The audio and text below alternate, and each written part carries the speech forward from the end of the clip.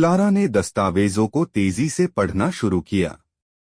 उनमें शहर के कुछ प्रभावशाली लोगों, शेरिफ हेल्पर्न, कस्बे के सबसे बड़े उद्योगपति डैनफोर्ड और चर्च के मुखिया फादर ग्रेगोरी के नाम थे।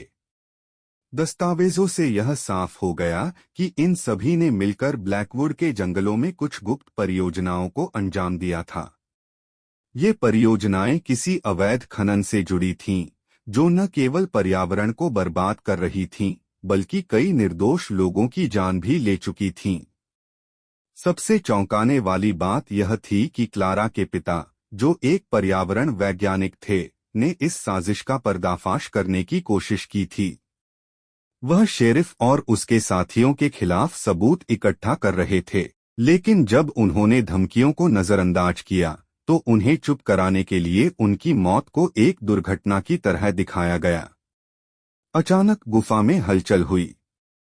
क्लारा ने महसूस किया कि वह अकेली नहीं थी। उसके पीछे कदमों की आवाजें गूंजने लगीं। उसने टॉर्च बंद कर दी और अंधेरे में छुप गई।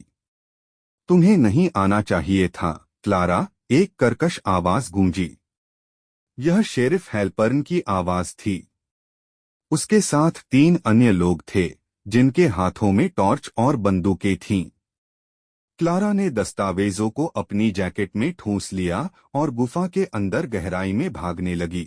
उसने अपनी टॉर्च नहीं जलाई, क्योंकि उसे पता था कि अंधेरे में उसका बचना ही उसका सबसे बड़ा हथियार था। गुफा की दीवारों से टकराते हुए उसने एक पतली सुरंग खोजी और उसमें घुस गई। सुरंग के अंत में वह एक पुराने कुएं तक पहुंची। कुएं से हल्की सी रोशनी आ रही थी।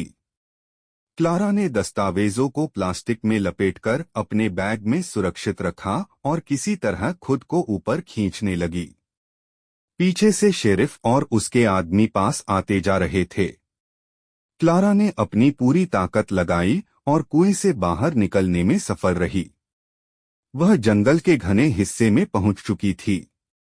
उसके पास ज्यादा समय नहीं था। उसने तुरंत दस्तावेजों की तस्वीरें अपने फोन से खींची और उन्हें एक भरोसेमंद दोस्त के पास भेज दिया, जो एक बड़े अखबार में काम करता था। सुबह होते ही क्लारा ने शहर के बीचों बीच दस्तावेजों का खुलासा करने की योजना बनाई। लेकिन शेरिफ और उसके लोगों को इसका एहसास हो चुका था। क्लारा को मारने के लिए उन्होंने आखिरी चाल चली। क्या क्लारा अपने माता पिता के लिए न्याय ला पाई? क्या वह इस साजिश का पर्दाफाश कर सकी, या ब्लैकवुड के अंधेरे ने उसे भी निगल लिया? कहानी का अंत रहस्यमयी है, लेकिन एक बात तय है, सच को जितना भी दबाया जाए, वह परछाइयों से बाहर आने का रास्ता ढूंढ ही लेता है।